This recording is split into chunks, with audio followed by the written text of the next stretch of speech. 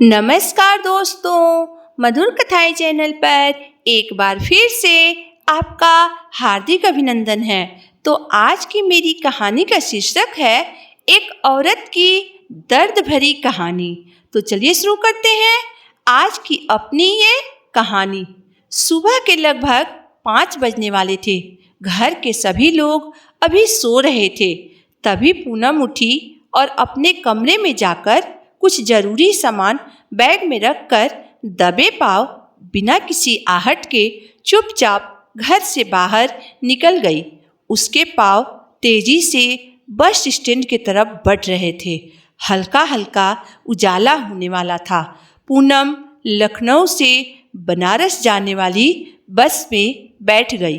पूनम का ससुराल लखनऊ में था और मायका बनारस में, इसलिए वह अपने ससुराल से मायके जा रही थी।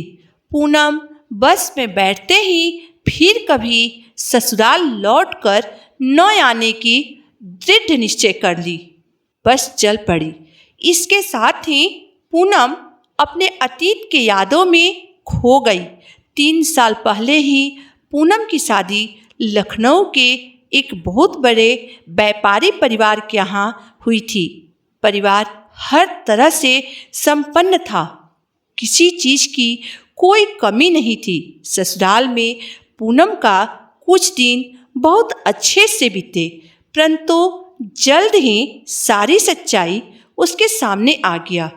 उसका पति प्रभात एक नंबर का शराबी और निकम्मा व्यक्ति था। सारे व्यापार पर उसके बड़े भाई का ही एक छत्र राज्य था। प्रभात का जीवन पूरी तरह नशे में डूबा हुआ था। घर के किसी भी मामले से उसे कोई लेना देना नहीं था। घर में उसकी हैसियत एक नौकर से ज़्यादा नहीं थी। इसी कारण पिछले 3 वर्षों से वह भी घर में नौकरानी की तरह सारा काम करती थी और रात में शराबी पति की मारपीट और गालियाँ सुनती थी। उसके जेठानी का भी व्यवहार उसके प्रति अच्छा नहीं था। बच्चा नहीं होने के कारण वह पूनम को प्रतिदिन बाँझ और कुलक्षणी होने का ताना मारती रहती थी। प्रभात के शराबी और निकम्मा होने के कारण उसका बड़ा भाई पूनम को हमेशा बुरी नज़रों से घूरता रहता था। यहाँ उसकी मदद करने वाला कोई नहीं था। खुद को बचाने के लिए उसको घर छोड़ने के अलावा और कोई रास्ता नहीं बचा था। इन्हीं यादों में वह खोई थी कि अचानक बस वाले की आवाज़ सुनकर वह अपने अतीत से बाहर आई। बनारस आने वाला था, इसलिए वह यात्रियों को तैयार होने के लिए कह रहा था। पूनम ने सोचा कि फ़ोन करके अपने छोटे भाई को कह दे कि वह उसे लेने के लिए बस स्टॉप पर आ जाए, परंतु उसने ऐसा नहीं किया, क्योंकि पिछले 3 सालों में वह जब भी मायके आई वह अपने मम्मी पापा और भाइयों को सब कुछ बताती थी, परंतु वो लोग कुछ दिन बीतने के बाद उसे फिर से समझा बुझाकर उसी नरक में भेज देते थे, जैसे उसका जीवन उस नरक की आग में ही जलने के लिए हुआ हो। बस से उतरकर पूनम पैदल ही अपने गांव के तरफ चल पड़ी। कुछ देर बाद वह अपने गांव पहुंच गई। गांव के लोग उसे अकेले आया हुआ देखकर तरह तरह की बातें करने लगे। पड़ोस के एक काकी ने पूछा, क्या बात है बिटिया, अकेले आई? तुम्हारे पति साथ नहीं आए हैं? ससुराल में सब ठीक तो है ना? कोई बात तो नहीं है? पूनम ने कोई जवाब नहीं दिया और चुपचाप आगे बढ़ गई। पूनम जब घर पहुंची तो उसकी छोटी बहन दौड़कर उससे लिपट गई और बोली, माँ देखो, दीदी आ गई। छोटा भाई बोला, अरे दीदी अकेले क्यों आई? मुझे फ़ोन कर दिया होता तो मैं बस स्टॉप पर आपको लेने आ जाता। तब पूनम बोली, हाँ भाई, मैं अकेले ही आई हूँ और आगे भी जीवन के सफ़र में अकेले ही चलूँगी। मेरे साथ चलने के लिए अब कोई नहीं आएगा और मैं किसी के साथ चलूंगी भी नहीं। छोटा भाई अपने दीदी के दुख को समझ चुका था। बेटी को सामने देखकर पूनम के माँ की आंखों में आंसू छलकने लगे। वह पूनम को गले लगाकर रोने लगी। पिता खामोश थे, जैसे सब कुछ जानकर भी कुछ नहीं जानते हैं। पूनम ने अपनी माँ को पूरी कहानी बताई और रोने लगी।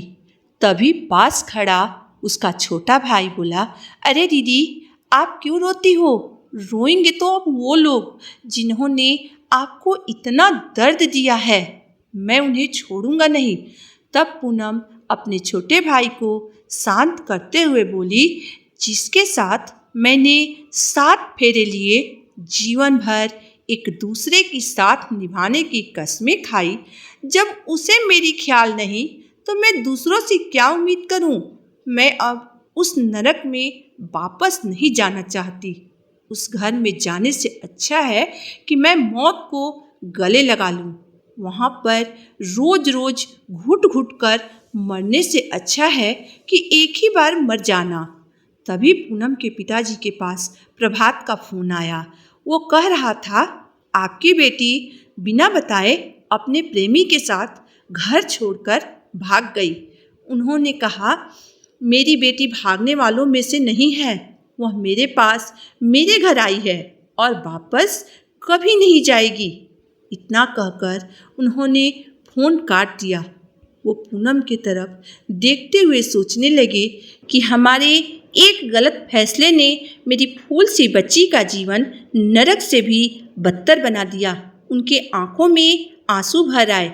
वह पूनम से माफ़ी मांगते हुए बोले, बेटी, मैंने तुम्हारे लिए सब कुछ देखा, एक अच्छा घर परिवार, धन दौलत, परंतु जो सबसे ज़रूरी चीज़ था वही मैंने नहीं देखा, एक अच्छा लड़का, एक अच्छा इंसान।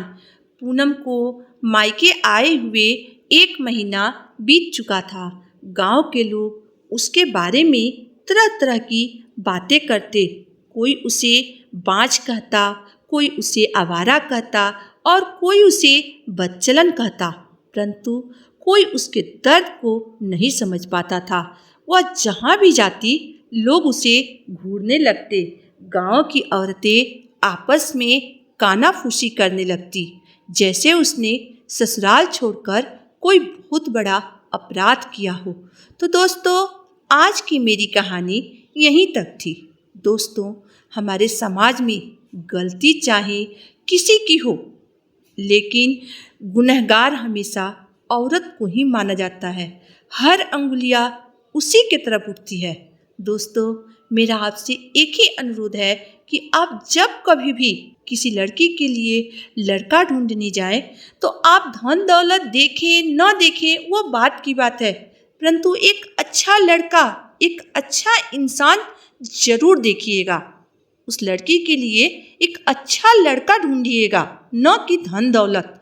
दोस्तों, अगर लड़का अच्छा है ना, तो धन दौलत अपने आप आ सकता है, परंतु धन दौलत से एक अच्छा लड़का नहीं खरीदा जा सकता।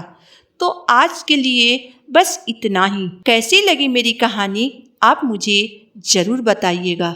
अगर आपको मेरी कहानी पसंद आई हो तो मेरे वीडियो को लाइक कर दीजिएगा, चैनल को सब्सक्राइब कर दीजिएगा। तो फिर मिलते हैं एक नई वीडियो, एक नई कहानी के साथ। तब तक के लिए धन्यवाद।